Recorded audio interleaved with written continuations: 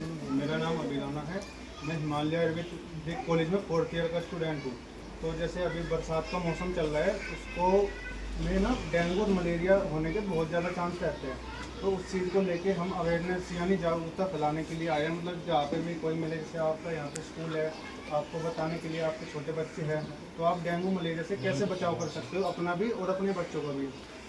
कुछ छोटी छोटी सी बातें हैं, कुछ आपको अंदाज़ा भी होगा उनका क्या है। जैसे बारिश का मौसम है तो पानी इकट्ठा होगा, तो डेंगू और मलेरिया होने के चांस ज़्यादा है। तो उसमें हमें क्या करना है कि पानी इकट्ठा नहीं होने देना। जैसे अब ठंडा मौसम आ गया, गर्मी में हम कूलर का प्रयोग कर देते हैं, तो उसमें पानी भरते हैं। अब कूलर नहीं चला रहे तो उसमें पानी भरा हुआ है, उसमें मच्छर होने का खतरा है। घर में बाल्टी में पानी छोड़ देते हैं, आसपास घर के बाहर थोड़ा गड्ढे हो रखे हैं, वहाँ पे पानी भरा हुआ है, तो उसमें मच्छर होने का खतरा रहता है। तो उसके लिए हमें बचाव करना है, घर पे पानी इकट्ठा नहीं करना। और दूसरा ये है कि मच्छरदानी का प्रयोग करना है। सुबह शाम सोते हैं, बच्चे सोते हैं तो मच्छरदानी का प्रयोग करें। और एक चीज़ और होती है, जैसे डेंगू और मलेरिया होता है, उसके जो मच्छर है वो सुबह के टाइम या शाम के टाइम, जब सूर्य अस्त हो रहा है, मतलब दिन ढल रहा होता है, उस टाइम ज़्यादा काटते हैं। उस टाइम ही खतरा है इनसे डेंगू और मलेरिया होने का। रात को डेंगू और मलेरिया नहीं होता। अगर रात को मच्छर काटता है तो उससे उतने चांस नहीं होते, सुबह और शाम में ज़्यादा खतरा है। इसके लिए आप क्या कर सकते हो, आपके जैसे छोटे बच्चे हैं ये, और आप भी हस्बैंड आंटी भी है, तो इसके लिए सुबह और शाम को ना, मौसम भी ठंडा है अभी, ऐसा भी नहीं है गर्मी लगेगी तो पूरी बाजू के कपड़े पहनो। तो एक जैसे ओडोमॉस आती है, अपने छोटे बच्चों को लगा दो, जिससे उनको मच्छर ना काटे, तो उससे बचाव कर सकते हैं हम। और जैसे अगर किसी को घर पे बाई चांस होने लगे तो हम कैसे पहचानेंगे डेंगू और मलेरिया है, उस तरीके से।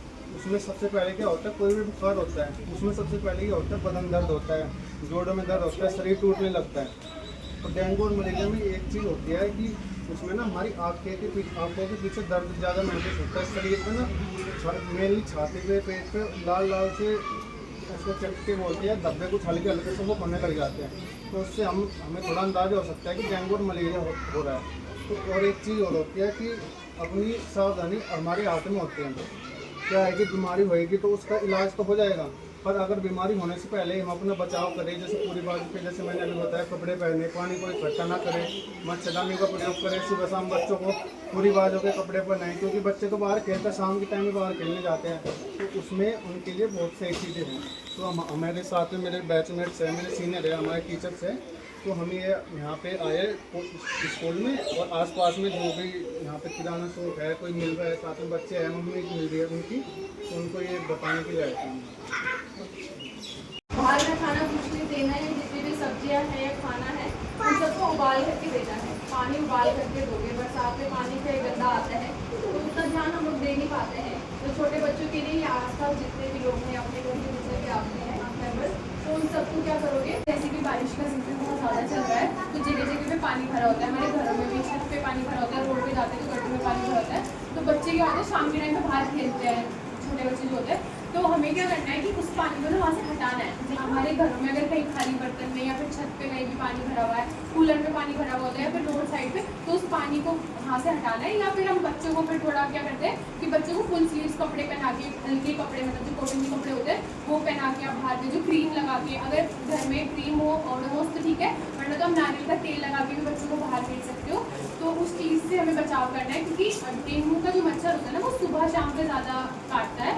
तो जब अगर किसी को डेंगू हो जाता है बच्चे को, तो उस टाइम पे क्या होता है कि बुखार आता है, और बुखार ना ठंड के साथ ज़्यादा आता है, मतलब उससे पहले ठंड लगेगी तब से तेज बुखार होगा।